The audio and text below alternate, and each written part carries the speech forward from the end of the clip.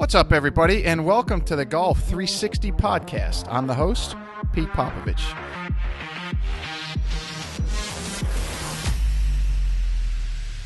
So you may be asking yourself, what is Golf 360?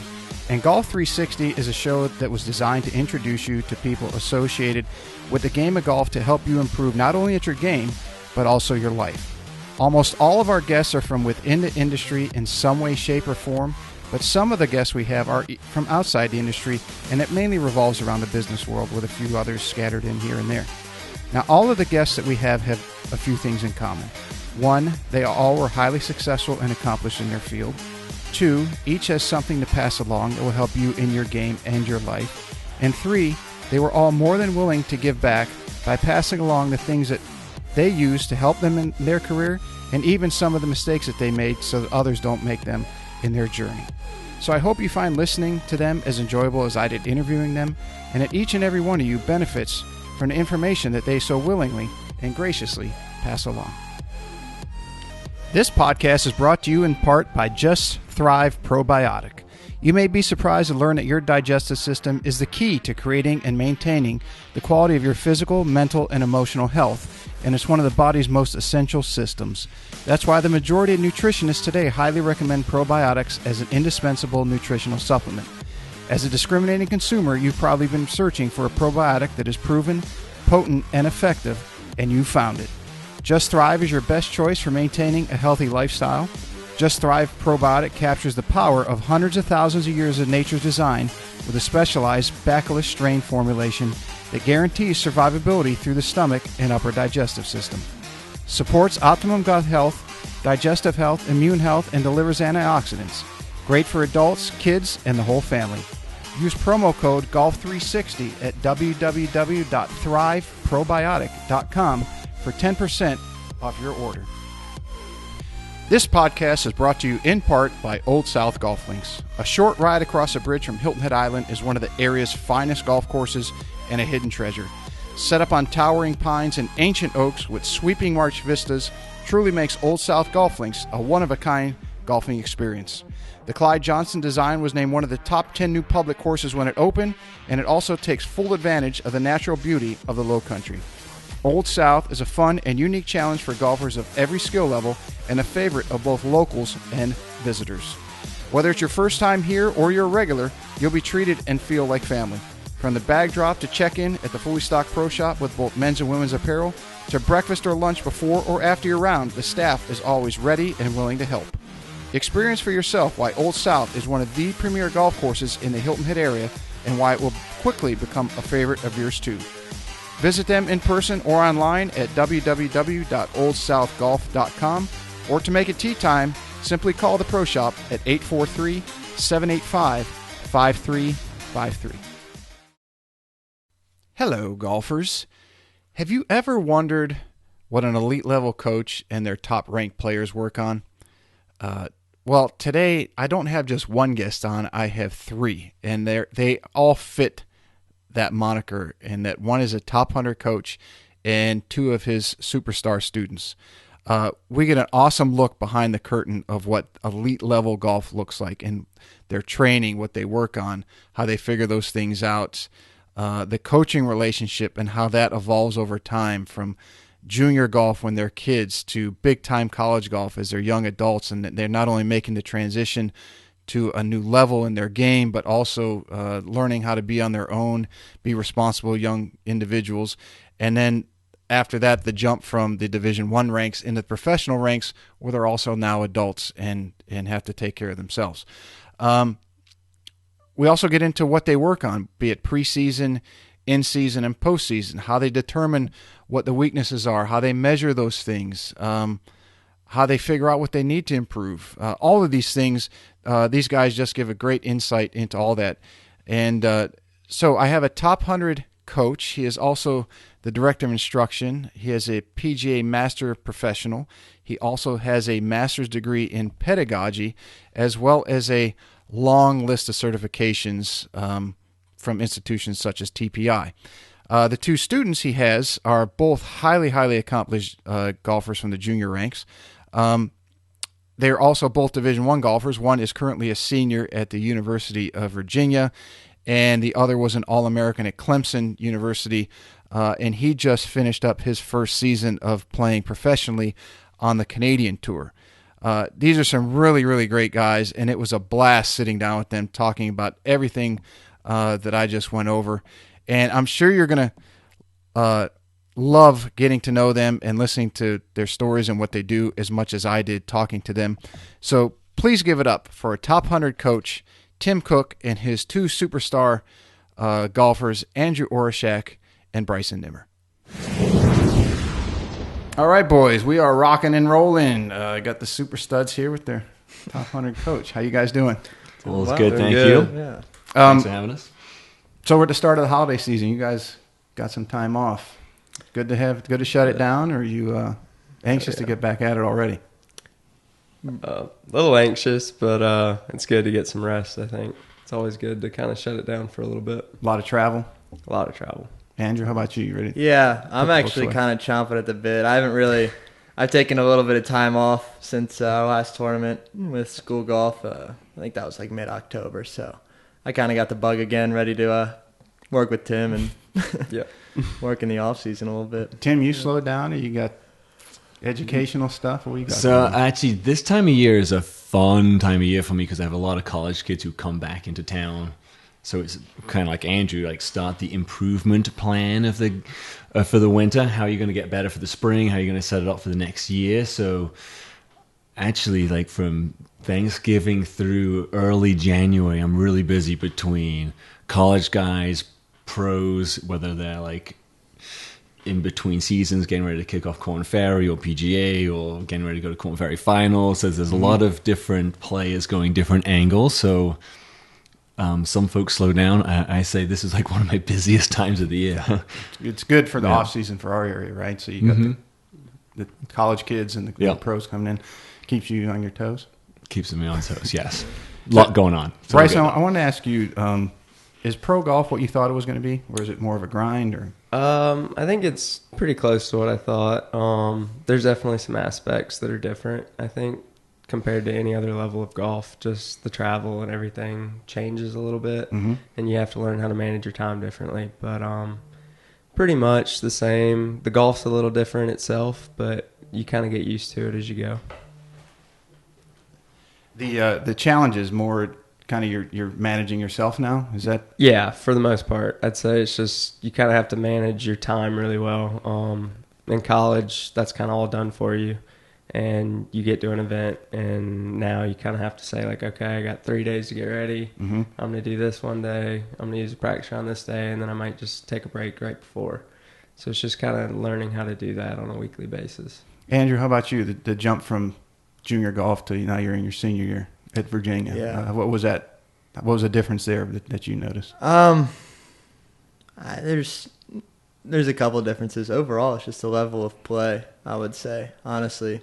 And just the golf IQ that comes with your 4 years at college, I guess. Junior golf, you're kind of just out there hitting fairways, hitting greens, and if you shoot 72, 73, you kind of got a spot in college. But in college, it's just really not good enough. A little more attention to detail and just kind of learning from our coaches at school and through the system, kind of how much more goes into it, I would say, than I realized in junior golf. Tim, what did you do to prep these guys as they were going from junior to Division I big time golf? Because they both played at esteemed universities, and then Bryson going to pro. Did you sit them down, or was it a progression to say, hey, 2 years from now you're going to need this? We're going to start to implement it now. I think it's a progression, and it's very cliche, but it's different with everybody. So from Andrew to Bryson is different to any other kid who I help, going from making that jump from, say, high school to college and then college to pro. And it's different because of where their strengths are. What's their strengths? What's the weakness in their game? And it may be so for some kids, it's like, how do we get more speed? So you're able to fly the ball far enough to play at the college game or to play at the pro game. And then from somebody else, it may be, how do you dial in your wedges? So everybody's a little different. But we definitely have those conversations. And I with each kid, though, one thing I do the same for everybody. When a kid first goes from junior golf to college golf, I purposely like try not to contact them for about a month. I reach out and I'll go, and these guys, I probably did it with these guys. I said, hey, if you need anything, let me know. Anything from golf or un-golf related, like reach out, I'm here. But then I try to back off a little bit so they can find their own way.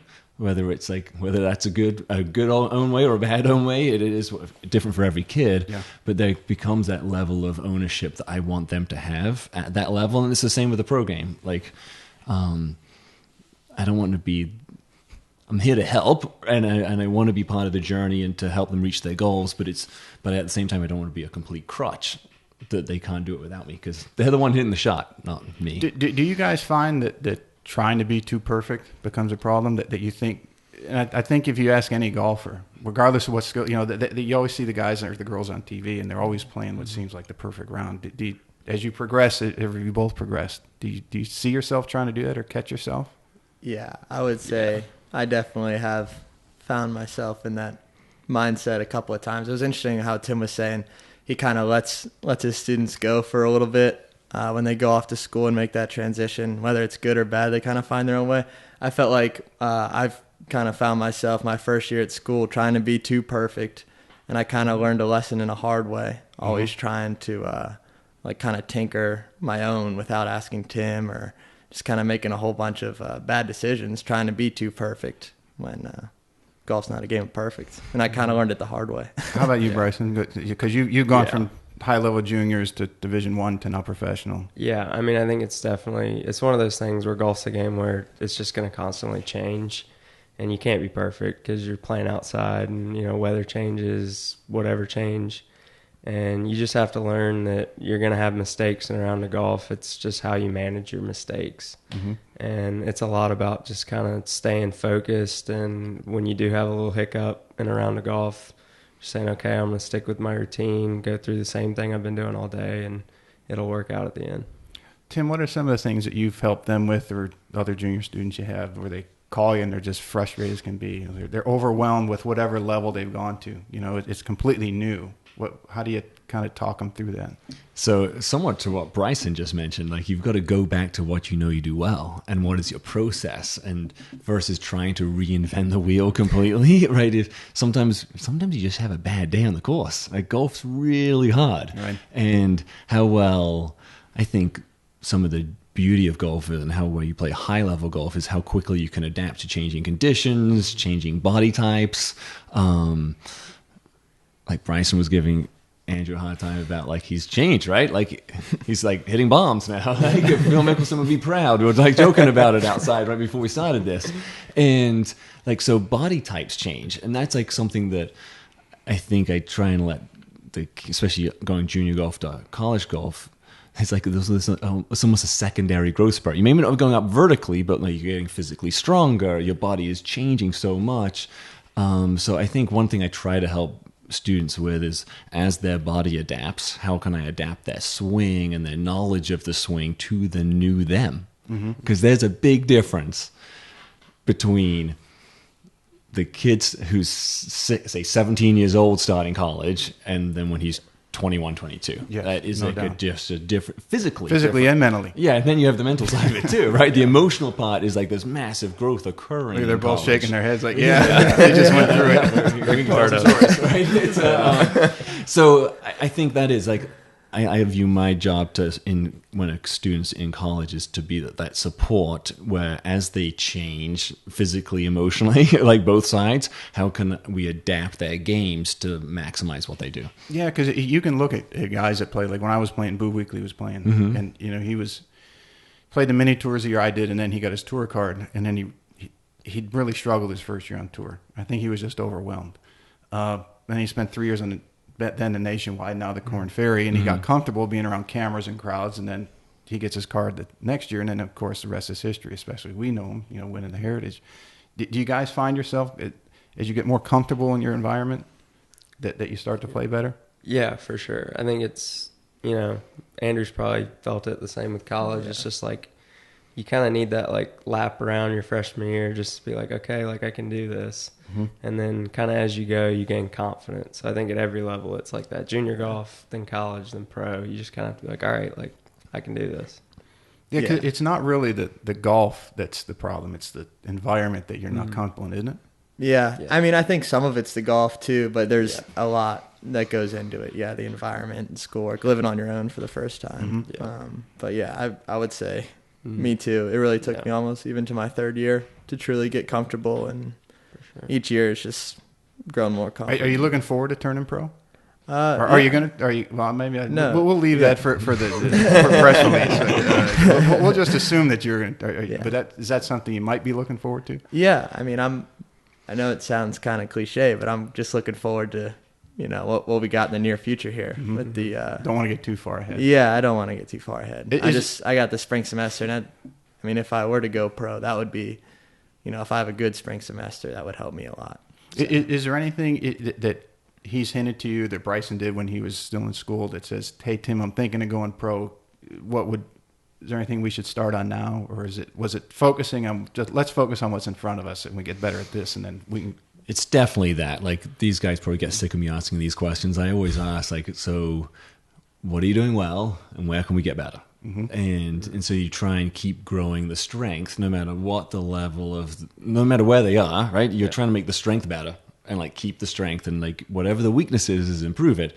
And I truly view college golf for the guys of this level as like have them play as well as possible, but you're trying to play the long game. So when they have the opportunity to turn professional, they have a more complete game, and they continue to improve it as they turn pro. Like Bryson just turned pro, so as he's continued to develop and improve, but you're trying to play a continual long-term development game, not just, okay, how can you play better? You want to play better tomorrow, but like it's not just for that. It's and there are opportunities. Like Andrew's in his off season, so we're like this morning we're starting his like winter off season improvement plan, and we talked about where he needs to improve, what he did well, how we're going to keep on improving certain areas of his game, so he's like even better in the spring, and then you can keep going with it. So that's really how we look at it. So with you guys both being from Hilton Head, do you help each other out? Now that you're in the pro rank, you're a couple years ahead. Do you help him out, and or do you call him on occasion or message him? I mean, yeah, on occasion. Use him as a resource.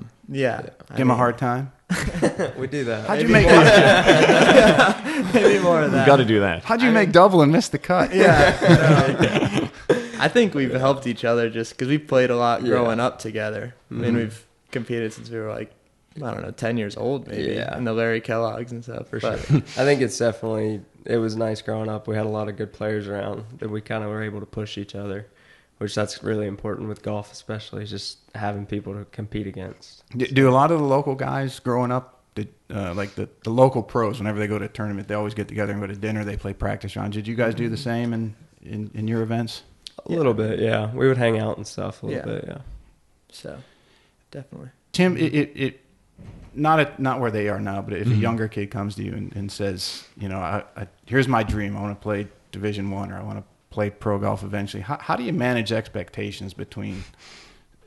There's a fine line between dashing somebody's dreams and working with them to say, okay, I'm good, but I don't know what this kid can do.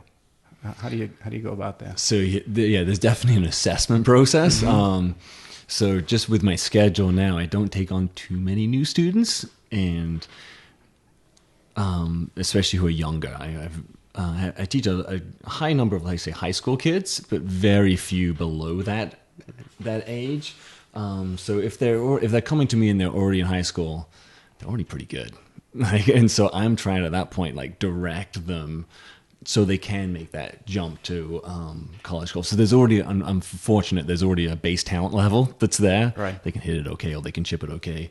And then, but it really is, like the same question I ask them all the time is like, what did you do well and where can we improve? And like, but I look at that, if it's a new young student, I look at it, I'm kind of judging that too, right? I'm like super involved in terms of what scores have they recently shot, how do they manage their game, is their short game strong or is it weak, and is there an area of the game they just don't have a shot?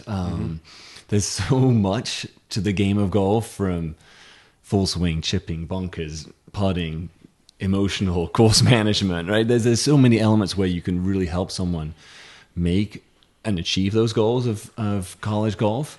But I would also say you have to match the type of school they want to go to. I've had numerous kids who can play college golf somewhere at a good Division I school, great D2, D3, but they want, like, say, the big college experience where it's like a Clemson or Virginia, where there's like the basketball, the football, like they want that package too, and maybe they don't quite fit, their golf game doesn't quite fit there yet. Right. But they've still developed a skill they can use their whole life. They can play golf at a very high level, and that's great. And they enjoy the game for like, and it's kind of, sometimes I have kids who change their passion, right? It's like just to something else, and that'll occur. But for the kid who really is passionate about it, and that's like the number one key, and I can tell that really quickly when I first meet someone. Like, these guys both have like high passion for the game. Like, you almost got to be like slightly obsessive in a good way. It's like Bryson, like when he got to, he's like taking a few, we was talking about, I'm going to take 2 or 3 weeks off. And outside he said, like, after 5 days he was itching to go play again, right? Like, you can't put it down, and you need breaks are good, healthy breaks. You got to rest the body, rest the mind, but you need that type of passion. If you want to play like high level D1 golf and then move on to the pro, you want that. After like a few days off, you just got to go play golf. You can't get completely away from it. You got to get your fix. It's in your blood. And when I see a junior player who has that, then I know they're going to put in the work. For you guys at such a high level now that you're both playing at, does it come that it's a passion that you just want to get out and play, or is it a fear that, well, if I'm not practicing, somebody else is? That's a good question. It's kind of both. Yeah, a little bit of both. I wouldn't necessarily say it's like a fear for me, because I've seen guys like, and it's fun. You see guys who, like, there are some guys who don't really practice and play a whole lot and who are really good performers. Yeah. Mm-hmm. There's some guys who, like, so it's just about what works for you. Mm-hmm. But it's more, there is a little bit of that. Like, I feel like I need to be out there, but mostly it's just passion, I think. Yeah. I would say the same thing. I would just say, it's also like how you practice and how efficient you are. Mm-hmm. And like, I've seen plenty of guys who can hit, 500 balls a day, and it might not do much for them. But if they're out there and they're putting in work, hitting that many balls, then it's really making a difference. So that's kind of where you want to be, is you're like, all right, I want to manage that and be doing the right things in the right amount of time. Yeah, because like when we were coming up, it was like, well, you got to hit 500 to 1,000 a day. And now in the coaching industry, it's come a lot like, okay, you need to take time off if you're going to play this game. You don't want to have surgery or back issues or Tiger's been an illustration of that. And, he takes more time off and he still wins. So it's, especially you guys haven't had any injuries yet, I would hope. No, okay, good. Knock on wood. We don't want you to either. So far, so healthy. Yeah. Does your TPI certification help them with that? Where you can look for things that maybe their swing's not quite working, you can. So I think it's important, like that, like, I continue to educate myself on and so how the body works, whether it's the kinetics, the kinematics of like the swing and the body, and just the basic sports science world, I think is advanced tremendously. Mm-hmm. And some of the research has been out there for a long time, but it's become more in vogue, thankfully, that it's more, you can go to an educational conference and you probably hear something about it. Right. Whereas 20 years ago, you'd have to go actually do the research yourself. Like, you'd have to go almost dig it out. So I've always been really, really interested in that side of the development, how the body works, how to best maximize practice and best maximize use of time, as Bryson just said. But also like the physical side of it, like the biomechanics of the swing and how somebody moves. I think that it makes a huge difference. So as a coach, I think it's important to know that stuff. Yeah, absolutely. I would agree. You guys feel the effects, I would assume, being with him as long as you have. Mm-hmm. Yeah. You avoided injuries, and because he's very good at what he does, and you're swinging well. And, Go ahead. I was just going to say, I think Tim does a really good job of, like, he knows that so well, and I think that helps him with, like, coaching us with our swings, is like, if he sees that something's not right with your body and that's what's causing it, he works really well around that, which helps. I think that's one thing I've noticed as we've like developed over the years. Like maybe I used to hit, if I hit 200 balls or 100 balls, I would kind of feel it in certain spots. And I think over the years, just as we've worked on things, it's gotten a little easier on the body. So has your relationship with them changed much in that when they're junior golfers, you're kind of pushing them past their comfort level, and then when they get into pros where it gets in high end golf, it gets obviously more challenging and it becomes more of a supportive role? Or yeah, I would say for sure, like it becomes more supportive because they're already beating themselves up. You're trying to. Well, you're not doing. You got to hit another 100 balls. Exactly, but because without question, for all levels, but the further you go in the game, I think the more the mindset matters, and the better your mindset and how you can adapt to situations. We use adapting earlier, but how you can adapt to situations, challenges of traveling by yourself, like Bryson talked about how. Well, you got 3 days before a tournament, and you don't have a coach telling you what to do. How you do it, right? So, for my role, becomes more supportive, but also not only like how to practice in those situations, but it definitely becomes more of a emotional coach, should we say, right? but like talk them off the ledge. Yeah, it's like they're running almost to the red already. Especially as passionate as you two guys are, you're pushing yourselves as hard as you can. You don't need that extra push blows you in the red. Next thing you know, you blow an engine. Correct, because to achieve like the level of golf that anybody playing big time Division I golf, even though as Andrew said, there's some guys who you see don't practice maybe as much. At some point, they've done the hard work, right? They really have, and so hard work is this. To be great, hard work is like kind of a prerequisite. You have to do it at some point, like you're digging in. So then it does. That's why my role becomes like, how do I support from like practice plans, swing game plans, emotionals, whatever it may be. Like it becomes more of that role for sure. Whereas a junior golfer, it is going to be a little more X's and O's in terms of what their swing is doing. Yeah, and you almost have to push them a little more, especially these two guys when they're accomplished. It's like, okay, you're going to get comfortable. You're going to push yourself a little harder. Yeah, for sure. How does apparel work for you guys? I know, Andrew, you're kind of under NCAA regulations on what you can get, and Bryson, you're in a whole new category where you're not getting everything just handed to you as much. Or go ahead and with apparel equipment in clubs, particular. It's everything. like now that you're a pro, you got to get everything. Yeah, right? so and you're playing almost every week. Yeah, for sure. So I actually with Titleist and FootJoy, so they do a really good job giving me stuff and all that. So I'm lucky with that. But I mean, I know traveling and stuff, a lot of the guys don't have deals and contracts and stuff, and it's really hard because, I mean, they don't have like the luxury of just calling and ordering something when they need it or having balls there and all that kind of stuff. So I mean, it is really tough, and we're spoiled in college because I mean, we show up to a tournament and they hand us 2 dozen golf balls, 2 gloves, and 5 shirts and 5 pairs of pants, and they're like, "Go have fun." Right. So it's definitely a big difference. You see a lot of guys on the developmental tours with gloves that are taped and they got holes all over them. And they're playing. Well, this ball is less of a skid mark than this ball does. Okay, I'll use this one. How about in the college? Has it changed much from in the last couple of years since Bryson's out there? We're definitely spoiled. I mean, we just had, and even for our clubs, we had the Titleist rep come to Charlottesville a couple weeks ago and fit all of us with clubs, and I just got some new clubs in, which was really nice. And I mean, we got, whenever the van leaves, there's always 2 dozen golf balls, 3 gloves, whatever you need on your seat, and it's kind of taken care for you. So we're spoiled. Has it been a little bit of an awakening for you going to the pro circuit and seeing a little bit? I think you have to do a little bit more of the work that your coaches were doing, where they were ordering everything and they were picking it up and then they just set it out for you, whereas now you kind of have to be the one that like orders everything, gets everything planning, but still pretty lucky just to be able to have it show up and not have to pay for it, which is nice. Do you guys think that's part of the hard part, that it's not only are you expected to play at a higher level, but now you have more responsibility? I'm sure there's some of that. Yeah. There's a little bit more of that. You've seen them since they were young. What do you think? Yeah, no, I think it is. No question. It's especially for Bryson because just turning pro. That's one of the big things coming from a school like Clemson where facilities are great, and Virginia's the same way. The facilities are phenomenal. Like there's basketball, football funnel down money, right? That helps fund the other sports, the Olympic sports, right? And that's how it works, right?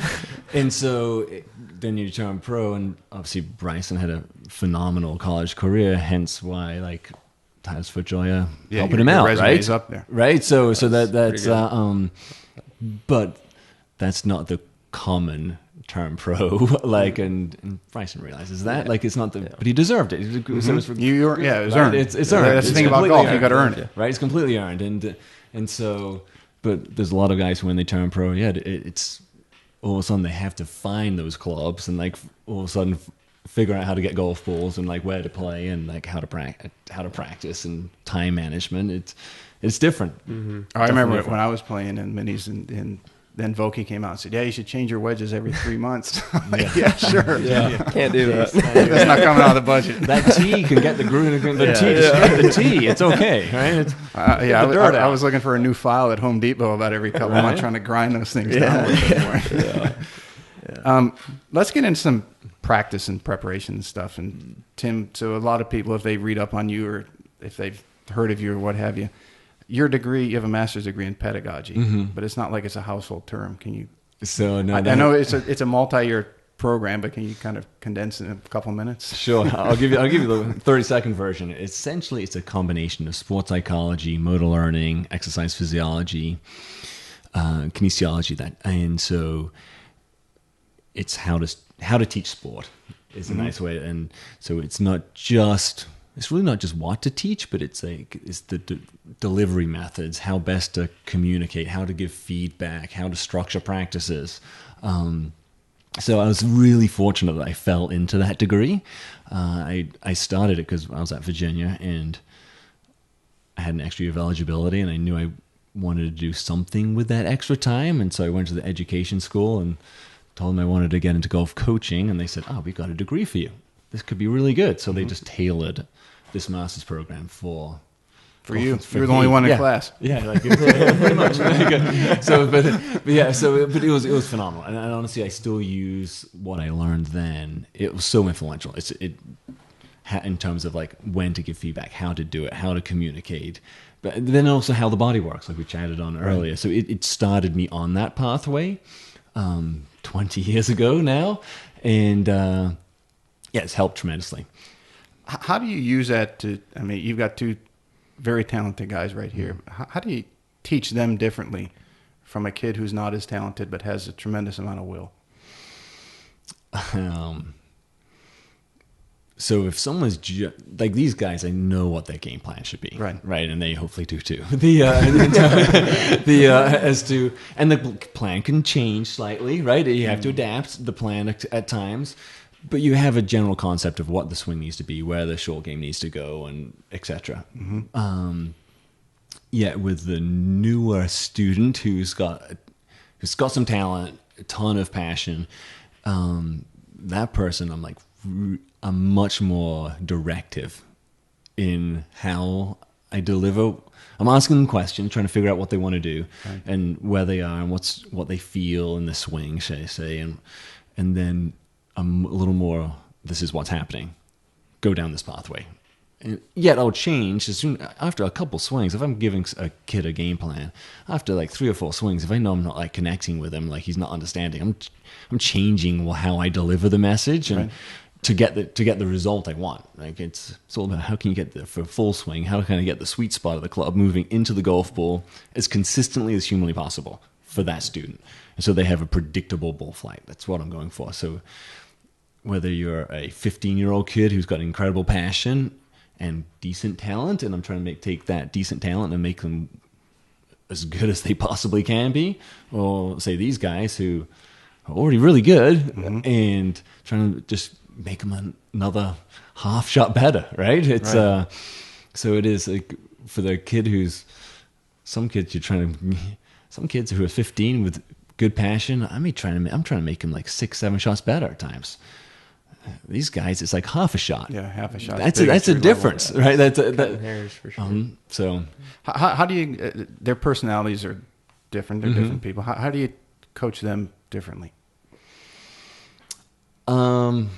we can get into the depths of your brain a little bit here. You have two highly accomplished golfers, very good. So, so we'll go with Andrew because I just worked with him, so it's fresh in my mind. Okay, right? So Andrew is going to be. I'm going to give him like what we need to do, concept. Then we play around with feels. We do drills, a lot of like exercise drills, movement-based drills, and then once he gives me like incredible amount of feedback as to like what feels good, what feels bad, and then we like kind of like quickly, because I started working with Andrew when he was 12, right? Like, so because of that depth of relationship, like I can say he can say a word, right, and quickly I can play off it, and that's what he's feeling. Okay. And I can, but it's more so. If Andrew is going to be, I'm going to tell him what we need to do. You could argue it's technical. Like if someone listening in, honestly, if somebody listening into the lesson, the session we just had, would go, "Oh, that's really technical." But he can take a technical word and make it a feel, right? And it becomes like very feel based. Would you say you're more of a creative type? Feel, pictures. I think I'm a little bit artistic. I hate to say, I think I'm a little bit of both, though. I don't know. I want to understand what's going on. Right. I always want to know what's going on. I don't want to just like feel like I am not in control in that aspect. But I don't think I think I've gotten better at turning that into feel, and then correct, in a way, just kind of like balancing both. Balancing, yeah. I want to know what's going on, but I certainly don't think too technically when I'm playing golf. You know, I play with feel. I would say. So our sessions like start out really technical. If someone was just like listening in, they'll go, "What the heck is he telling them?" like with terms and movement stuff. And then, but by the end of it, like if we take the session we just had, it's like, yeah, just make that rehearsal. So there's a little flowy rehearsal. You got it. And like works, right? So so Bryson's, our sessions are going to be still similar, right? Actually, like he wants to know why. Definitely want to know why, but I may not go like as much like deep technical with Bryson in terms of like biomechanical verbiage at first. Yeah. Right? Just who knows why? That's just the way we talk. It's like our language of communication, right? Like it's like our code is like maybe not right. Speaking Cookeism. Right, exactly. Yeah. It's going to be a little different. And so with and so then Bryson's stuff is going to be like, okay, like tweak your setup, right? How's that feel, right? And then there's a lot of like shot shape stuff. I'm almost playing back to like, I know when I started helping Bryson, like his dad told me how he taught him growing up, and there was some brilliance in it. It was, if Bryson was like hitting a slice, he's like, okay, you put a pool noodle in front of me, and he told him, okay, hit a hook. Don't leave until you can't hit it the other way around the tree. You're not getting dinner. Move it around. And so I knew just because of that conversation with his dad so Bryson's going to like play off ball flight really quickly. So, so if I give him a shot shape image and I tell him how I want his body or club to move based on that shot shape, then he'll play off that really quickly. Yeah, for sure. Yeah, I mean, he did such a great job ever since I was little. I think I grew up, my dad never got technical about anything. It was always just make the ball do this, make the ball do that, and kind of explained how spin worked and everything at a young age. And so, you know, he'd put a pool noodle out there in front of me and he'd say, I want it to start left of this and finish right of this, or I want it to start right, finish left. And I just learned how to do it, and it was completely feel. And so I think Tim's helped me a ton with actually implementing a little bit of technical into it, which is something I really needed. Building some structure to like a general structure. Actually, I haven't even shown this. I was doing a speech like somewhere else recently, a few weeks ago, and I was trying to pull up some like old videos of like students, and it just randomly pulled up like the first one of. I actually didn't use you in the talk. I didn't use you. But I'll show you later. I'll show it to you later. He's a pro now. You might run into copyright issues. Right? Yeah, that's a good point. Right. And so I have to pay you for the use of the video. But the before and it was like I'll have to show it to you later. Like I just thought of it with this conversation, but. Like from the first swing I ever took of you to like one of your most recents, it's like amazing over that 5-ish plus year period how different technically is, but it's still you. Yeah. right? It's still Bryson. Yeah, It's him still- inside, you might not feel any different. Yeah, like Yeah. You look at I a was video, actually like, it's kind of like your kids growing up, right? Like if you're with them all the time, you don't notice that they've grown like 3 inches. Yeah. And I was like, wow, that really is that. Look at Yeah. that. It's changed a lot. Like but to his credit, that's the hard work he's put in, right? Like, Right. and, like, A lot of balls, yeah. right? And then figured out how to like gently, gradually over the course of 5+ years, like make those adjustments to where like I can't remember what your stats were from your senior year in college, but that was a lot of fairways hit, right? Yeah. And a lot of greens hit, and a whole lot of top tens, and a bunch of wins, a lot of them, right? So- But it's because of like the gradual journey, right? And then I can look at like Andrew's swing, like from his like we'll even say 2 months into your first year at Virginia, like right, like Yeah. to where it is now, like 3.5 years later. It's like unbelievably different. Like again, like so his credit, like he's put in the hard work and like just like gone after it and not accepted like poor performances and just like, okay, how do I get better now? That's where I am. I'm going to improve. So his swing, it's like dramatically different. So, but it's been gradual at the same time, right? From during that period. So when it goes to practice versus play, even playing practice, how do you guys determine which one to focus on? Especially in today's tech world, right? Mm-hmm. But tech obviously is a very, very important part. Yeah.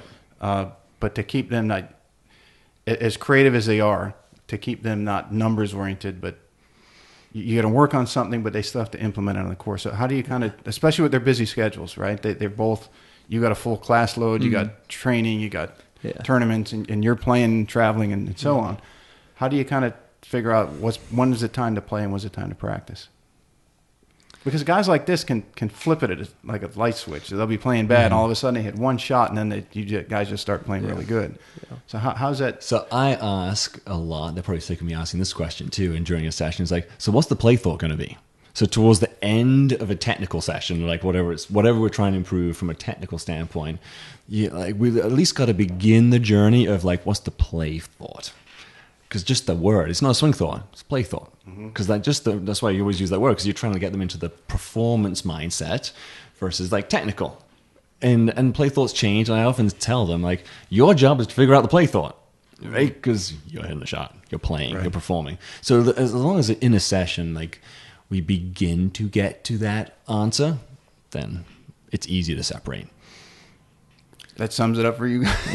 Yeah, pretty much, yeah. I think just, it's getting like so much work in on the range where you feel comfortable with where the swing's at, and then you take it to the course, and like Tim was saying, you find that play thought, and then you just go with that from there. And every shot you hit, you've got that thought in your head, and that's all you really need. Yeah. I think for me, something that's helped me bring my changes to the course over the years that I've worked on with Tim is just like how I structure my practice, really.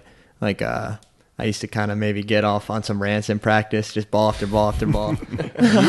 You would never do that. No, that was my friend. But just like, being a little more structured, whatever that may mean to you or your certain plan, but maybe placing a little bit more of an importance on each shot or whatever you're trying to do. Maybe mix up if you're working on 2 different things at once. Hit 10 balls doing that thing, 10 balls doing the next thing, and 10 balls not thinking about a thing. That's kind of like the big thing in coaching now, right? Should you hit, how many balls should you hit? Should it be repetitive practice? Should it be implemented practice? It's a big argument in golf. It is, but world. I think I just have too much success, honestly. That sounds so egotistical, sorry. But like if somebody can hit 5 to 10 or 3, it could be 3, whatever your number is, like somewhere in that 3 to 10 range, of like really are focused on like that 1 or 2 things with a target in mind, and then take a break. Like versus hitting 100 straight, like let's just say 5, right? So say you take 5 balls out of the pile. You heard me say this about it. Take 5, just hit 5, right? And then make a plan for those 5, and whatever you're working on, like just only that for those 5 shots, and then go check your phone. Yeah, and so many people out there listening are 15, 20 handicaps are out there rapid fire, machine gunning it, right? Yeah. And so they should take heed to what you guys are doing. Obviously, having success. Yeah, I mean, to me, if you're going rapid fire, like then you're wasting your time. Yeah, you're getting a suntan maybe, and that's about it. You're not doing much more than that. Light exercise, maybe we'll call it. How would you guys differentiate between practice and tournament prep? I would say with just everyday practice, a lot of times it's trying to drill in some of the stuff that we work on with Tim. It's like more technical. Mm-hmm. And then when you're getting ready for a tournament, I'd say on the range, you're more thinking about like, how am I going to play this hole? What kind of shot am I going to hit? Do I have to shape it a certain way? How far does this, what club do I need to be hitting a lot? That kind of stuff. So you're tailoring it a lot towards like maybe the golf course you're going to play or the types of shots you have to hit, as opposed to just kind of hitting the same club over and over, just trying to feel something. Right. Yeah. I mean, I think Bryson hit it right on there pretty much. Practice, I guess I'm more in like the developmental mindset, like trying to work on something that Tim has given me, or trying to get a little better. And then when I'm preparing for a tournament, you kind of just got what you got at that point, and you're just going to try and tailor your game to the golf course. It's you're going to be facing there. Then that goes back to accepting what you have. Okay, I worked on it. This was our plan. I worked on it, and here's what I got. If it's where I want it, great. If it's not where I want it, okay. I'm still going to go play. Yeah. Do you guys find that you play some better rounds when you don't have it because your other parts of your game or your mental pickup? For sure. Yeah. I mean, I know there's a lot of probably some of my best weeks tournament wise where I probably felt like I had like a low B game to like maybe high B game somewhere in there. And it definitely wasn't my best stuff, but I just like managed it really well. And I knew what I was working with, and I didn't try to do anything that I knew I couldn't do at that time. Yeah. I think that's one of the biggest things that I've learned from junior to college, and I'm sure from college to pro golf, it's an even bigger deal. Because you really find, what I've noticed is all the great players, they're the best. What kind of separates them at a high level is like how they can play well when they're not playing well. Because especially in pro golf, you could be out on the road for like 3, 4, 5 weeks in a row. Yeah. And maybe you don't have it for any of those weeks, and you got to figure out kind of a way to get it done. Yeah. That's maybe when being confident in every area of your game and trying to develop all areas of your game. So if one or two parts of it is off, you could kind of lean on those if you need to. You learn how to manage yourself a lot better. Yeah, right? For sure. And you're not cutting corners. You're not firing at a pin because you're confident you're hitting it good. Yeah, you're definitely just working with kind of what you got. You can't ever push it too far. Does course management become much more vanilla? Yeah, I mean, I think it's one of those things where it's like, say you're just hitting a little cut that week, and it's kind of hard to hit a draw, and there's a right pin. You go for it, and then if it's a left pin, you're like, all right, like we're just not going for this one. We're gonna hit this one to the middle of the green, and we'll wait until later in the round. So, for me, I feel like sometimes it's just my course management gets like less pretty or less perfect in a way. That's what I feel like I've kind of figured it out. Pretty. I'm getting a little bit better at playing well when I don't have it, but on those days I'm just kind of like, it's gonna be ugly, but I'm gonna find a way. Whether that's just hitting honestly, some days if I don't have it off the tee, I'll just play my driving iron off my back foot, and I know I can get that thing out there, and some days it's really bad, and some days it's like a little squirmy cut out there, but it gets out there in the fairway. I know I could keep my irons on line, trap them on line or something like that. Get through the round. Yeah. Keep it around par if you can, and then accepting that it's not going to be pretty for me on those days. I mean, that's what's helped me the most. Yeah, it took me a long time to learn that. I was just too stubborn. No, I'm going to hit this shot. I don't care. When it comes to making changes in whatever stroke you have, your driver, your putter, there's 3 parts to it, right? There's the change, you realize it, then there's the changing part, and then there's finally changed when you get there. And that can be a very daunting process. The first part's kind of easy, right? You call up Tim and, hey, I'm not hitting it.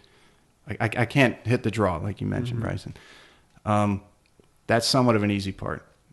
The hard part is you get into that changing, where it can get very gloomy, right? Especially you get to a certain place, you look back and you don't know how you got there, and then you can't see the light yet. So, Tim, from the teaching perspective, how do you kind of walk them through that process? So I think it's that's where knowing the why of what you're trying to accomplish is critical. So it's not, you keep that beacon. It's got to be there.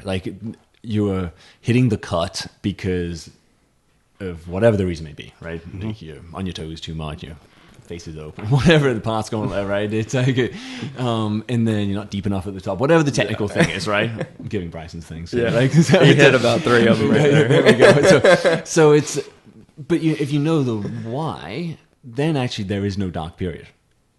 Like I don't think there is any, because I know what I'm doing. Mm-hmm. It's very clear, and I know what I need to do to fix that. So. And you just, like, you believe in what you need to accomplish, and then you're off and running. Like, and so then there isn't that. I find that I'm trying to avoid that period for every player. Right. So that's why I think it's really important that every single one of my players knows why they're doing what they're doing, because when they're playing well, they want to know why they're doing what they're doing too. Right. Because at some point you're not going to play as well. So then you got to know what you did at that great moment. And so then it's easy to, like, get it back, or easier to get it back. Now these guys have been through it, and they've modified their swings, and they've grown, and they trust you 100%.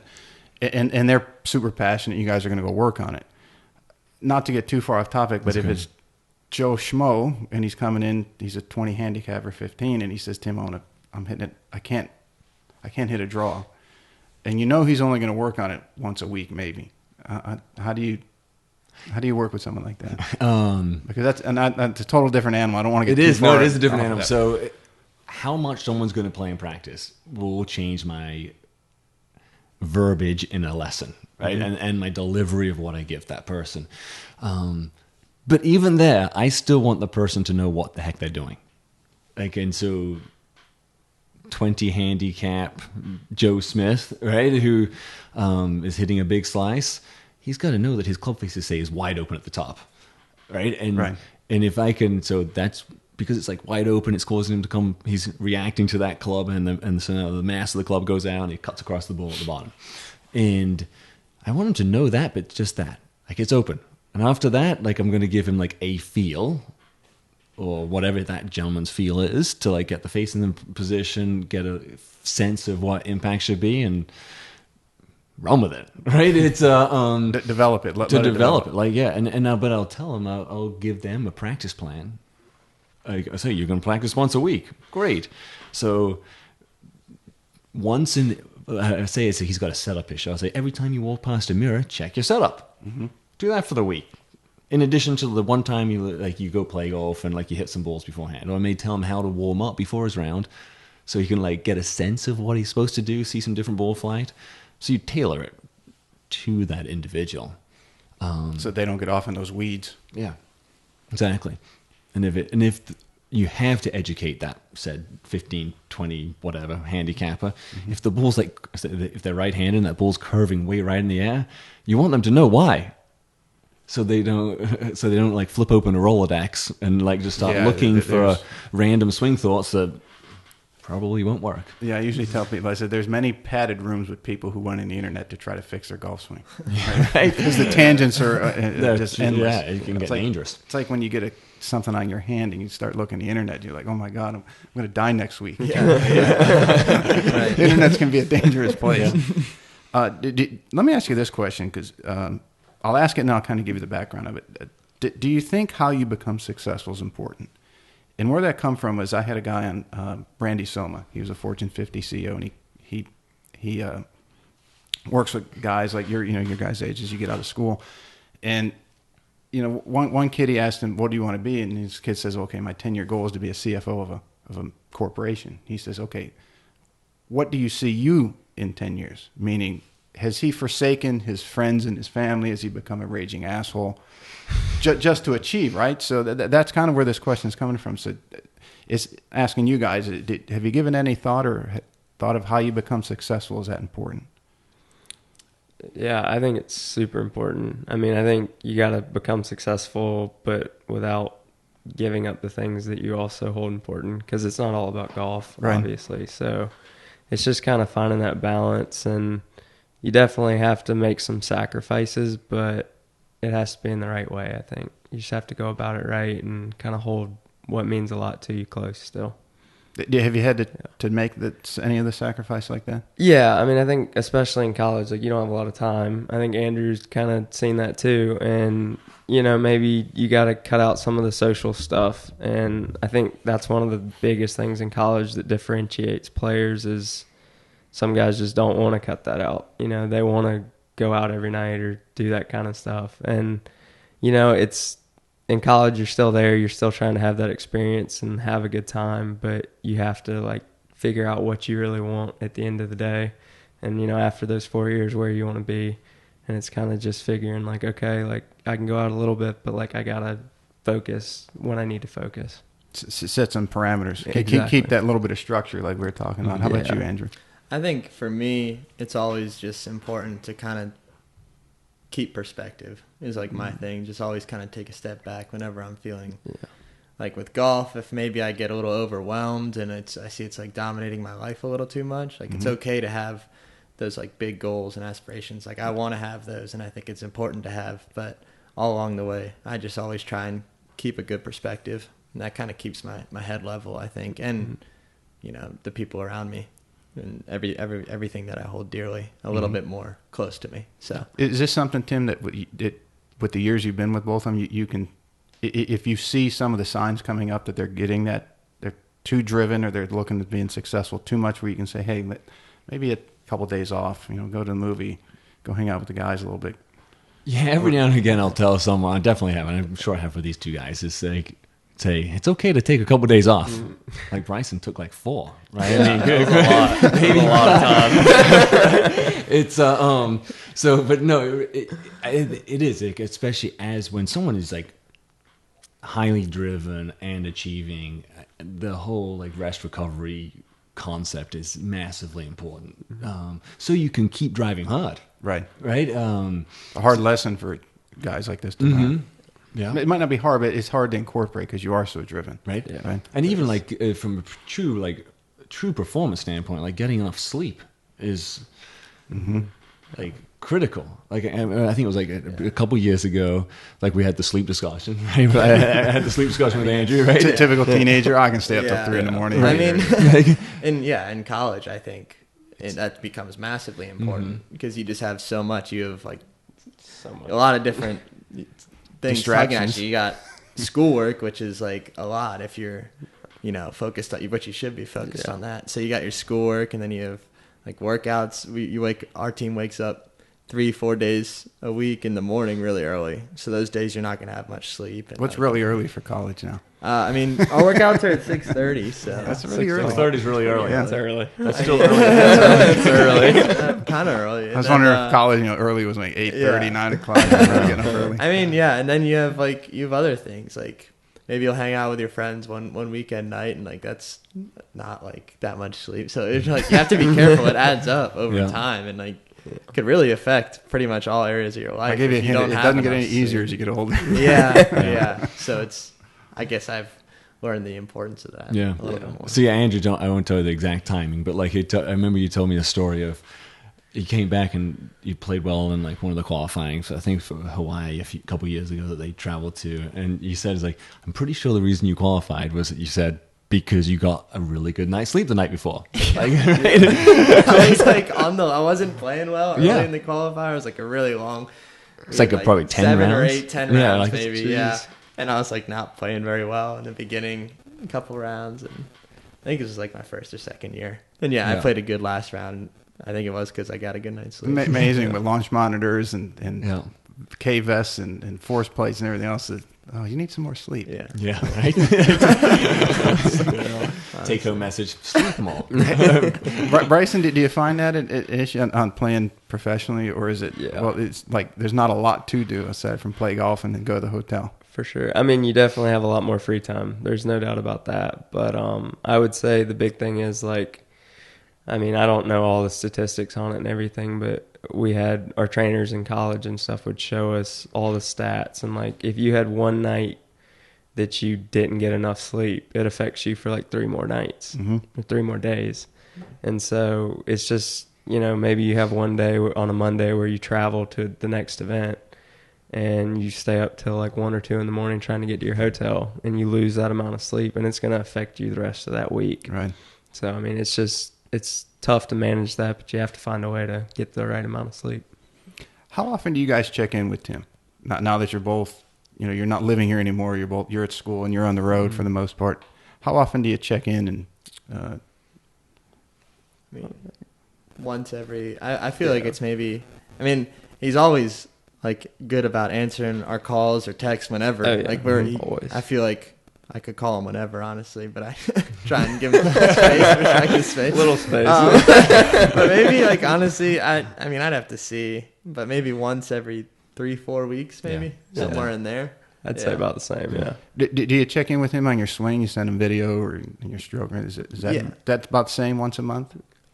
Yeah, it's probably fair. More maintenance since you guys have been together so long. Right. Yeah. Yeah. Mm-hmm. Any technology that you're using that helps with that? That you guys can have an app on your phone and you we upload use it? Coach Now, the Coach Now app, and I use that with all of my students. Actually, it's a really nice way to do remote. They can upload swings. You can upload anything to it basically, and like TrackMan data, Sandpot, like whatever you want. Just a basic swing video. Do that and some couple comments about the ball flight, and then we're off and running. It's pretty simple stuff. Yeah. It's really good. What are the most important stats you guys keep track of? Or do you keep track of your stats, and then what's the most important? I think it kind of differs for every player, I would say. I mean, Tim probably would know more, being that he sees all of our games, but I think everybody has their couple of stats that they really need to focus on as far as weaknesses. And then, like Tim was saying before, you got to keep your strengths. Mm-hmm. So I think everybody differs a little. I mean, yeah.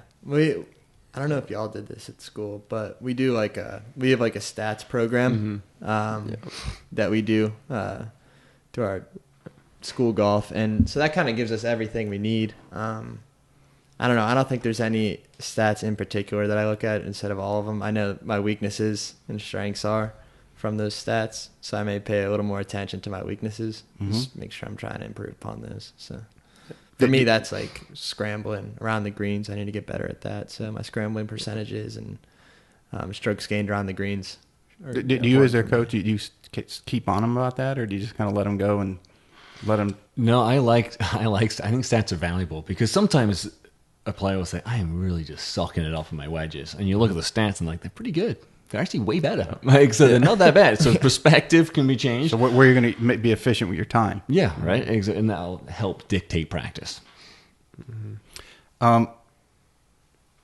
Tim, this one's kind of more directed at you. Is how do you manage young students' games that seem to be continually changing, their growth, their extracurricular activities, and everything else in between? That's why, I honestly, I feel like the vast majority of my students I have kind of long-term relationships with, so I know them.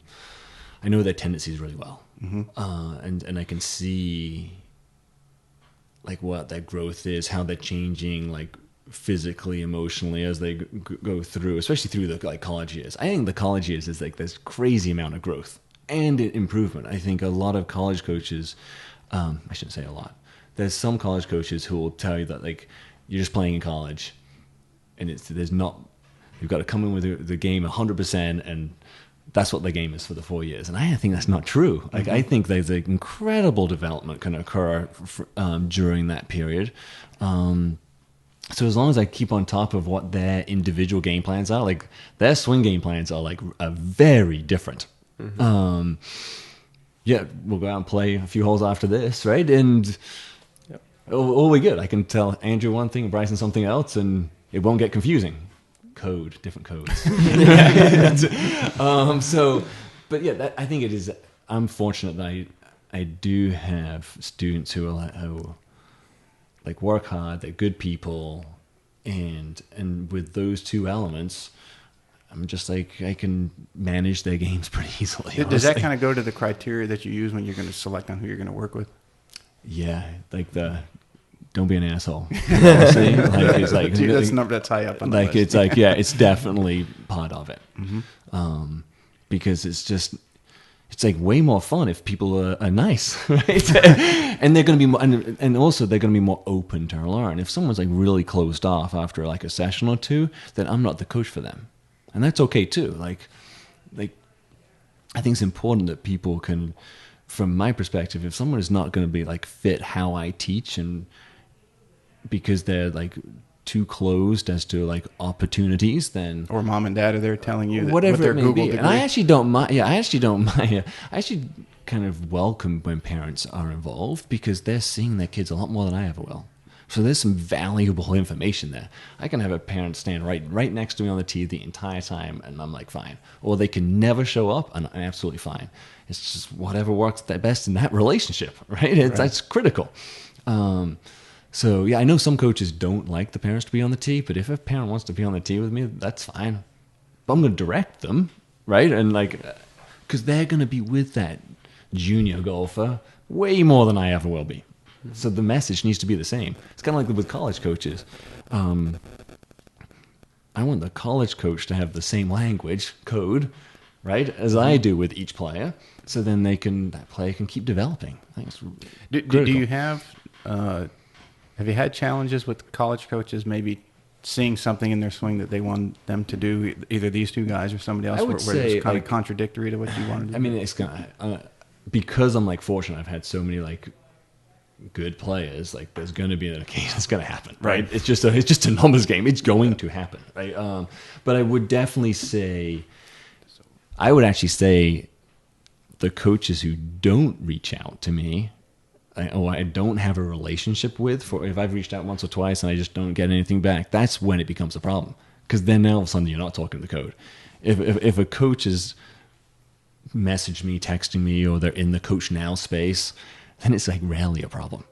Rarely a problem. It's when for whatever reason, whether it's me or them, right? Mm-hmm. I'll take ownership in that. Sometimes I haven't like reached out to the coach enough, so they're not comfortable calling me, even though I want that, because I want the kid to play well. It's not about me or the coach. It's right. About, As a good coach, I want the player to like nail it from their perspective. That's why. It's not because it's not for my benefit or the coach's benefit. It's like the player's benefit.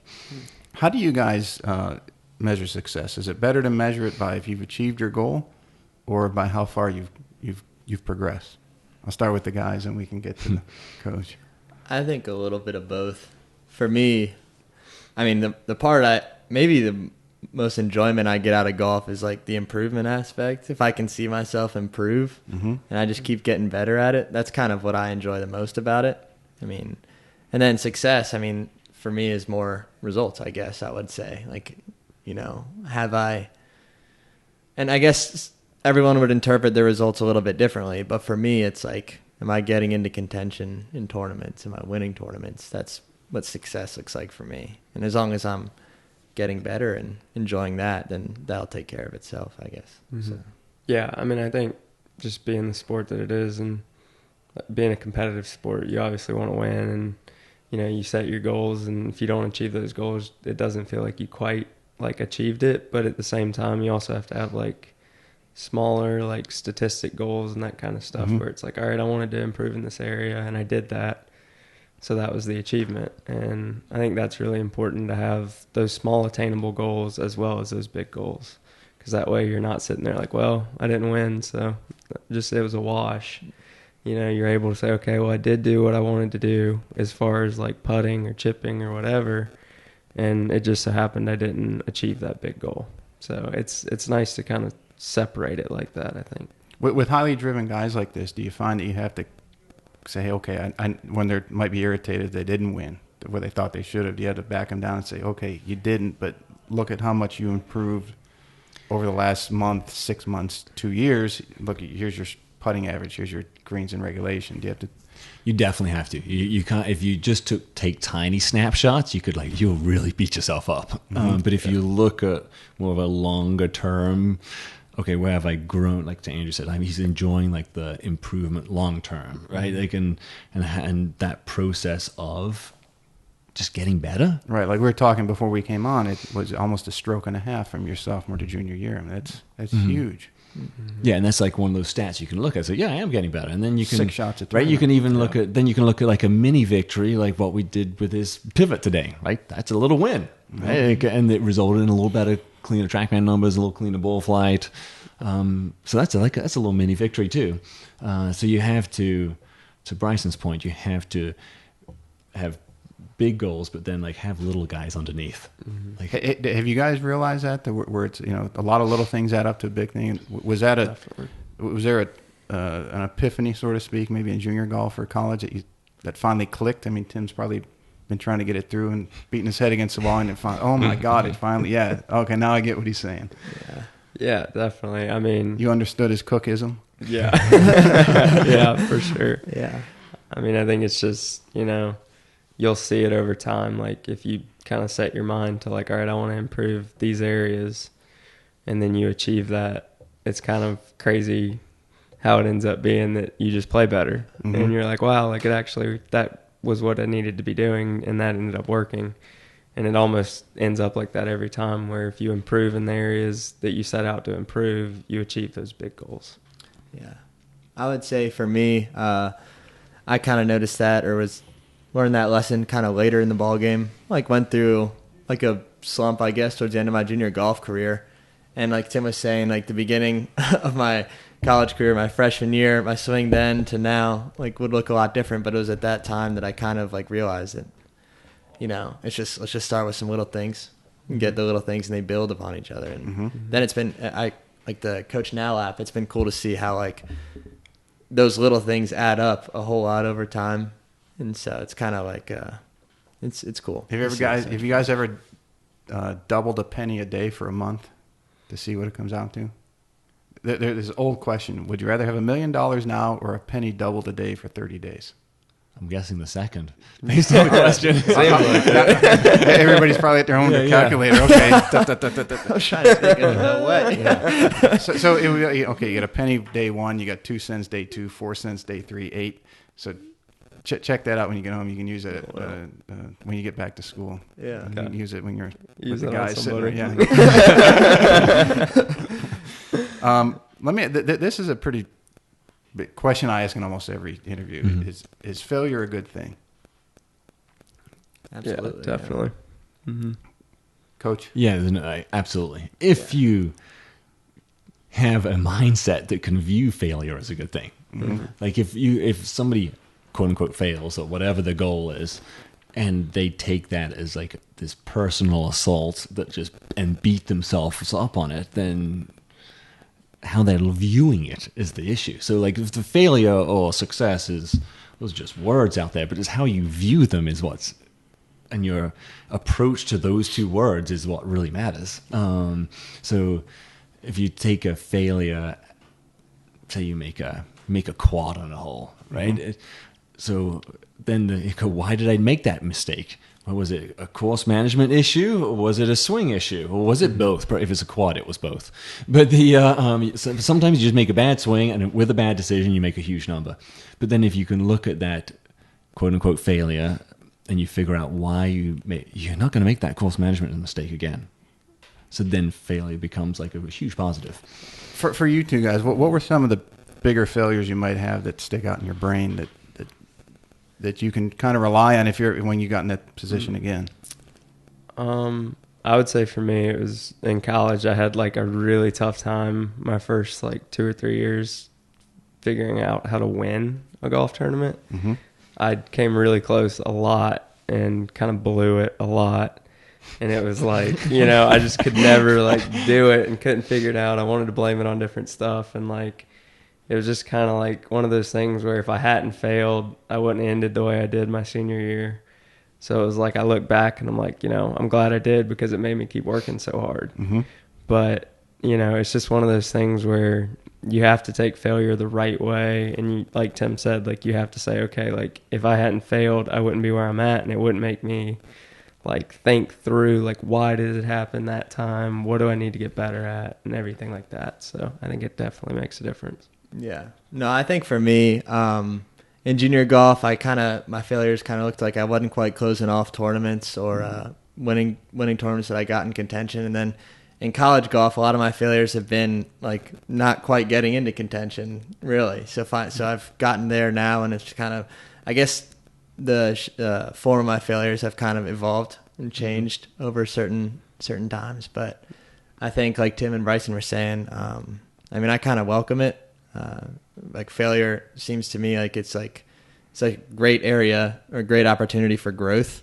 And like I was saying, that's where I find a lot of enjoyment in the game. So I don't want to make it sound like I like failing, but like I relish the opportunity to grow and learn from my mistakes. It sounds like, you accept that you're going to make it, but you realize that it's also the ability to get better and grow. You learn something about yourself, especially in golf. So which is always cool, I think. Definitely. So do you remember the process of getting them through understanding that you're not going to play perfect every time, and that it's okay that you're going to make mistakes, you're going to have failures? Yeah, honestly, I would say probably in every session at some point we talk about it. Mm-hmm. On some level, we'll discuss something great that's happened or something bad that's happened, and just work through it. Just have the discussion about what was good and what was bad and what created the bad or good situation, and build off it. Mm-hmm. That's all you can do, right? Yeah, all you can do is talk about it, like discuss it, and move on. Yeah. What would golf look like if it was easy? Isn't it? At times it's easy. Sometimes it feels easy, right? Like the days that you're playing great, and it's like, okay, I can play 54 holes in a day, and I'm not tired at all. The days that you're really struggling, so you play 18, and you can't wait to get back to the hotel or get home. But if it was easy for each of you guys, what would it be like? Or what would it look like? I mean, I think it's definitely just a lot less stress. I mean, I think, but also at the same time, if golf was so easy, I don't think we'd want to play it every day. Because it's one of those things where it's like the fact that it's hard.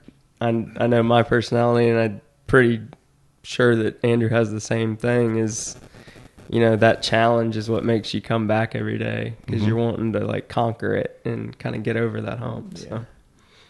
I would say the same. I don't think it would be as fun if it was easy, quite frankly. Because like, even when you're playing your best in a round of golf, I feel like you're always faced with challenging shots that you don't like feel great about or stuff like that. And I feel like it's at those times that like when you overcome those or hit a good shot in those situations, that's when I find like a lot of the most satisfaction in the game. Definitely. So it's like overcoming the challenge, or like almost like once you get to a certain level, you know that there's always that anticipation of something going haywire, right? Because it's happening. Like you talked about, Bryson, that you have that golf PTSD. Get that feeling sometimes.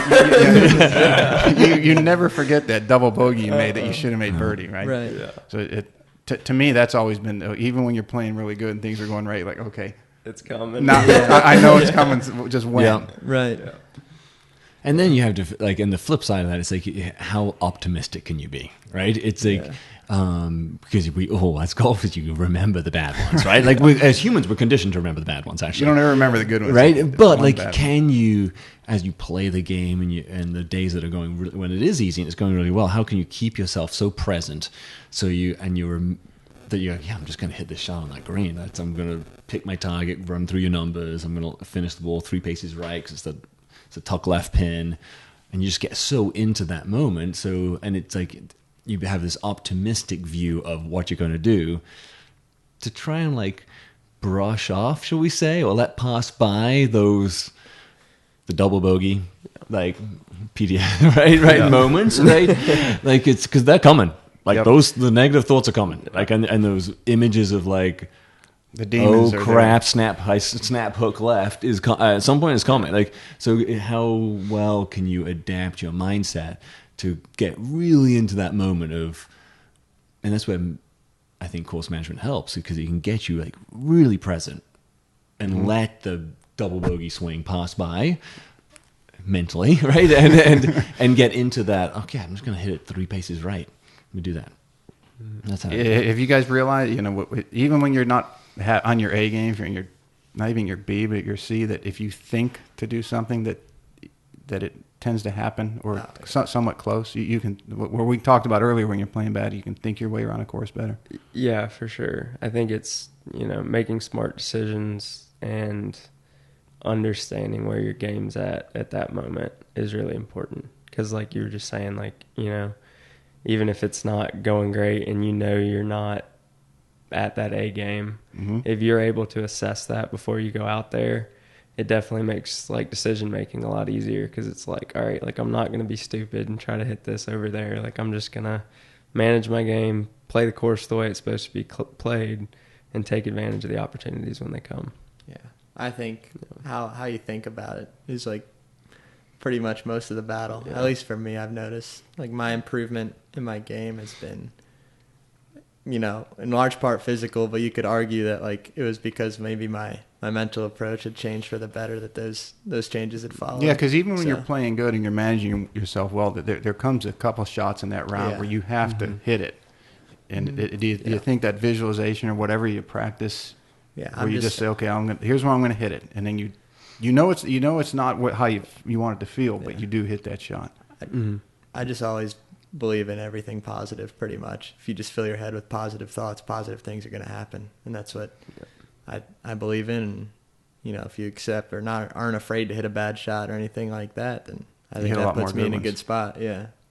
So what's been your biggest improvement in the last year, 2 years, 3 years? I would say time frame.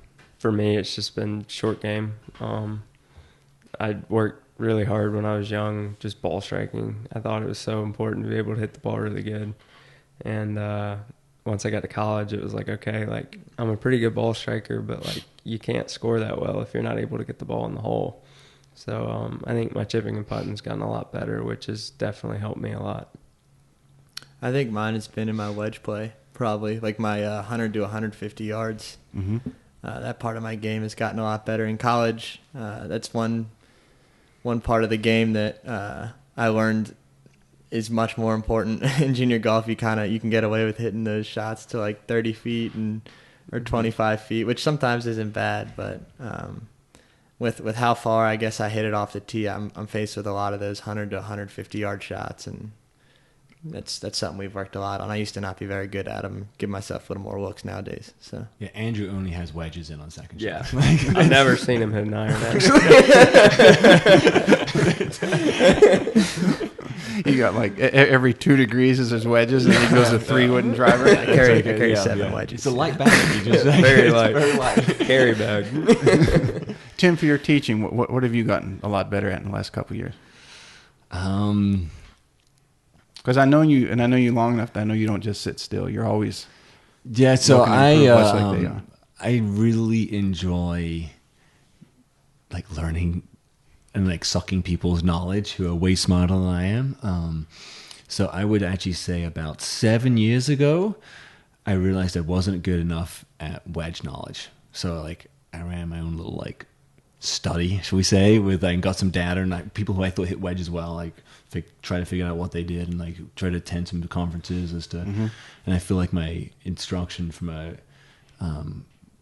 chipping wedge game has like grown significantly because of it.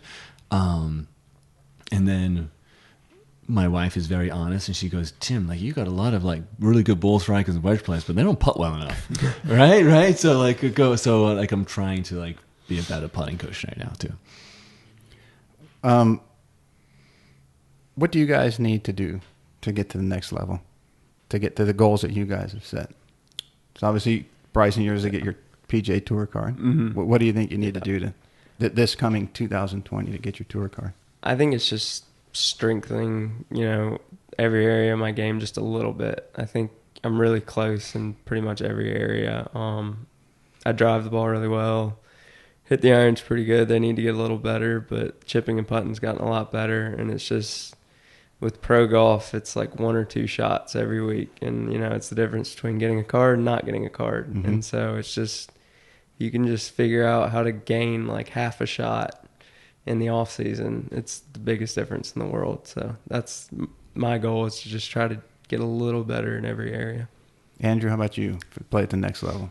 For me, it's just continuing to try and be smart in all the decisions and practice that I make. So just getting a little better at every area of the game. Maybe a little more emphasis on my chipping and around the greens and still wedge play. And so if I continue to get those better, along with the other parts of my game, just trust and believe everything will work out. That's right. What would you guys tell someone, like Bryson, what would you tell Andrew that advice he's going to go to the pro ranks, and Andrew, what would you tell a junior that's coming to big school Division I golf? What advice would you give him? I mean, with Andrew, I'd say just to keep working hard and doing what he does. Andrew's a hard worker, and he puts in a lot of work with Tim and everything, and really like focuses on what he needs to get better at, and that's really all you have to do. It's not, I say it a lot, but it's like, golf doesn't change. It's just what's around you, like you were talking about earlier. So like when you get to the pro ranks, it's the same as college as far as the golf. You're still hitting the shots, you're still having to make putts, but everything in the outside aspect changes, and you just have to get comfortable, and that's all it is. Handling the variables. The variables, exactly. Andrew, if you had a young kid when we got done come up to you, and he's 16, he says, "Hey man, what do I need to do? What advice can you give me if I want to play at Virginia in a couple of years?" Only thing I would say, maybe it's because I found myself at fault in this area, but like just come into school like humble and ready to learn almost, and kind of accept that it is a different level of play, and like you're gonna have to get better. Mm-hmm. And I don't know. I mean, you see a lot of guys come in and they don't really start to like mold themselves or get used to the environment until like a year in or two, something like that. It's like afraid to get out of comfort level, ask questions, know that it's different. And I would say just don't be afraid to ask questions when you're there. How about a young assistant that wants to be a teacher, Tim? What would you tell them? Top 100 teacher, I should say. Someone really wants to get into like the teaching side of the game. It would be go watch some teachers. And just like watch lots of different teachers, just get different opinions, and then teach for free if you have to. I told because people that if you can't, like, you can read, there's so much, as we mentioned the internet earlier, there's so much great information out there. Like, you can go down some really unbelievably good rabbit holes, actually, in terms of like information about how the body works, how this club is moving, how the forces and torques you're putting on the club. There's some incredible information out there that's like readily available, like for people to learn, which is tremendous, and it's like pushing our industry forward as to how we can improve players. But you still gotta like talk to people. Still a people business, right? And so, if you're a young assistant pro and you want to get more into teaching, and you're at a club where there's really not much teaching going on, just say you'll give free lessons on your day off, just to get like the experience of like the message you provide, how a word, like one word, like can like click for somebody, and what that word means to them, and how they can change their body and club just because of a word choice you use, and it's different for everybody. That's why it's like the code is different between the two of them. Right. It's it changes. When I went to Ferris State in the golf program, Mark Wood, you remember Mark?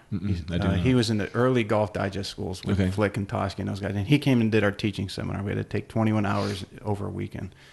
And he told us a story when he really wanted to get into teaching. He was an assistant, just like you said, and there was really not a lot of instruction at his club. And the pro told him, he said, "You want to be a good teacher? This whole next summer you're going to teach for free." And he hated it at first, but he said it was the best thing that ever happened for his teaching, because he was just booked. He wasn't a shop. You got to do volume. You're not going to be a good teacher if you don't teach. You can know everything there is about like a forces and torques that got applied to a club, but if you don't know how to relay it, it doesn't matter. You guys ready for some rapid fire? Yeah, sure. Wrap this up. All right, now wait. Before we do, I did have a question that this came from a lot of people around the area and so on, and they wanted me to ask Andrew about your prom date.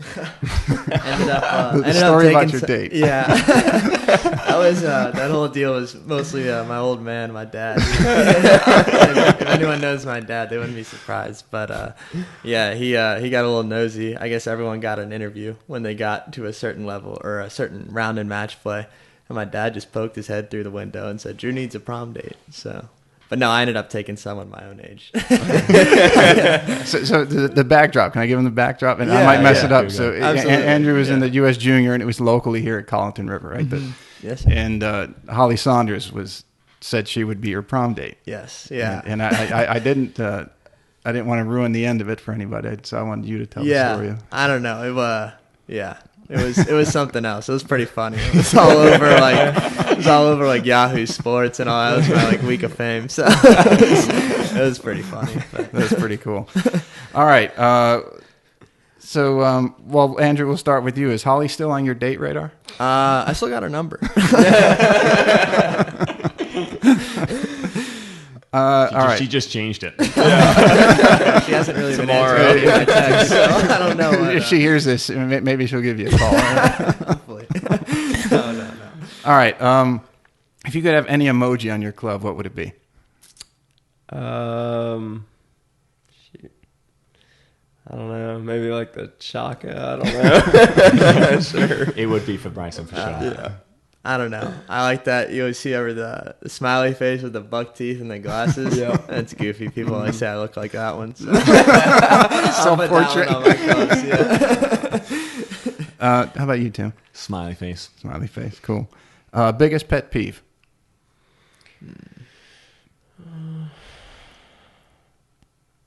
Bad golf, I guess. I don't know. I don't really have a whole lot of pet peeves. Not old enough yet, are they? Yeah. Maybe. I don't Andrew, know. any? I can't say. Maybe when people put words into my mouth. That's when I don't like really very much. I've noticed.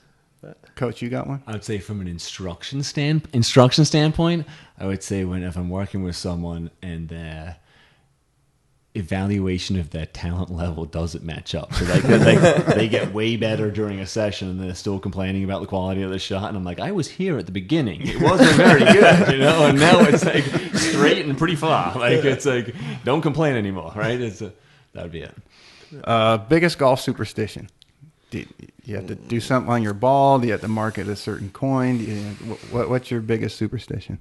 Yeah, I always mark the ball the same. I think just line, 2 dots, same spot. Do you have to be a certain number? Any superstition that you have. I mean, golfers are notorious for superstition. I always do heads up, mark it on the green. Yeah. That's one thing.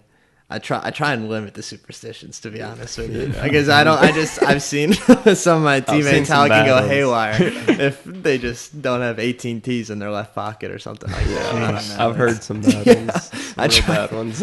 try and steer clear. I don't know. Tim, you have any for the tee? Lesson tee? No, not really for the lesson tee. No. Thankfully, I'm not superstitious. Blade or cavity back?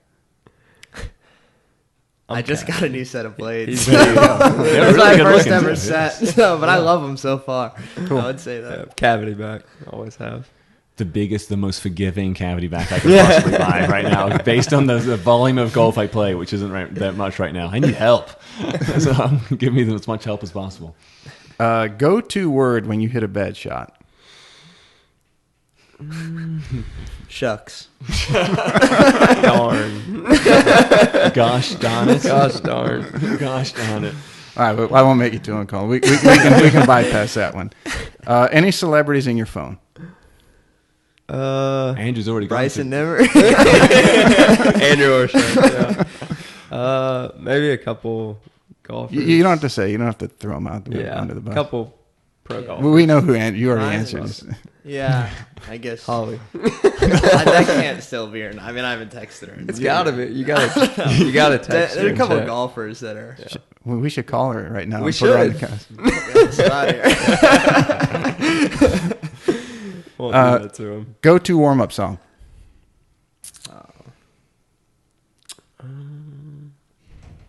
Bob Dylan. I like old music. Bob Dylan. You know, he was. You weren't even born when he was playing music. I'm weird with that stuff, but Bob Dylan, I like him. Luke Combs, probably. Who's that? Luke Combs. Yeah. Country music. A couple more. If you had a spirit animal, what would it be?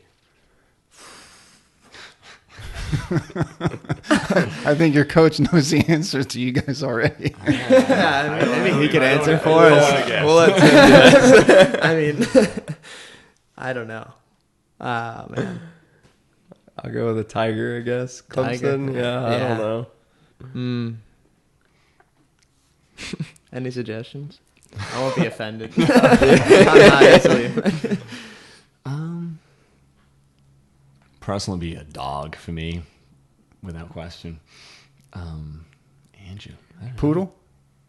German Shepherd, Doberman. We gotta get. German Shepherd for Andrew. There we go. We'll go dogs brand specific. There we go. There you go. Definitely. If you could have anyone swing throughout history, who would it be? It's not like mine, but I just love watching Lee Trevino hit balls.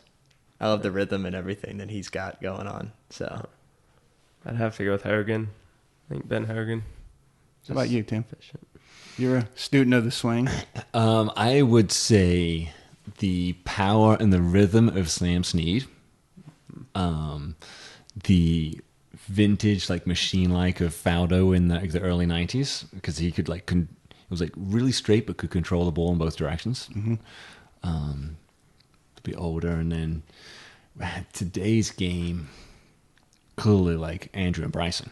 Right? Dream foursome.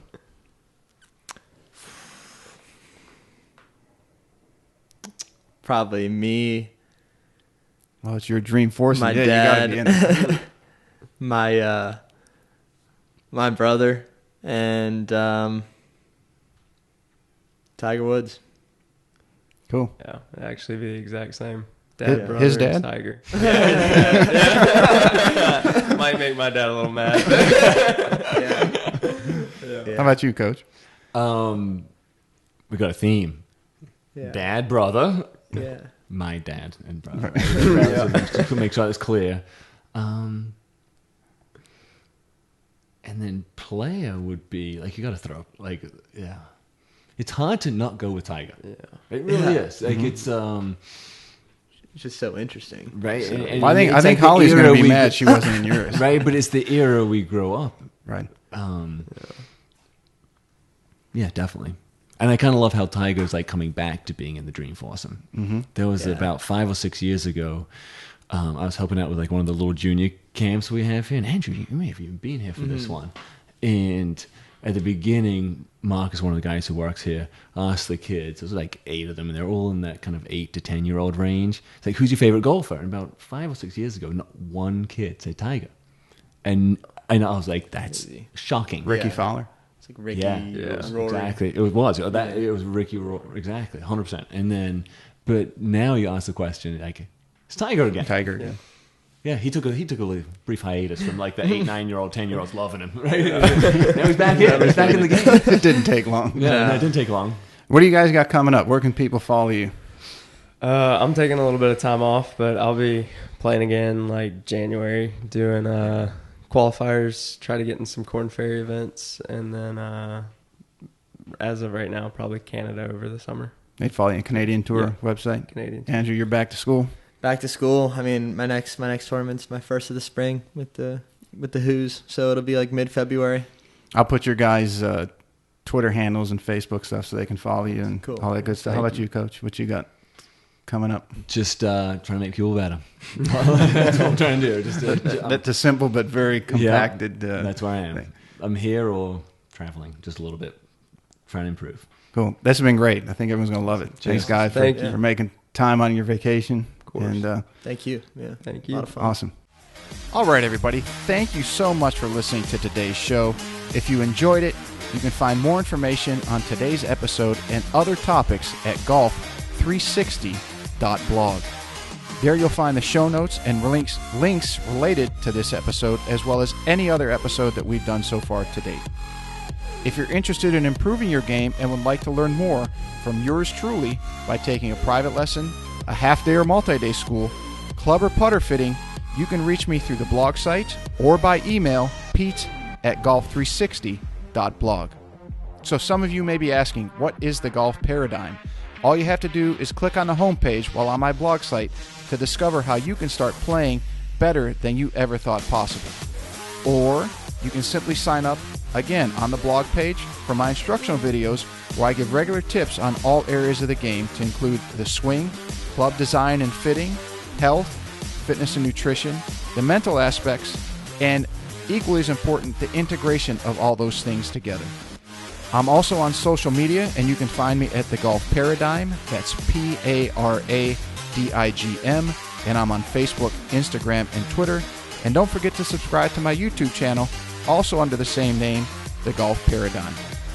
Facebook is usually the best way to reach me for questions and or comments, and I look forward to hearing what all of you have to say.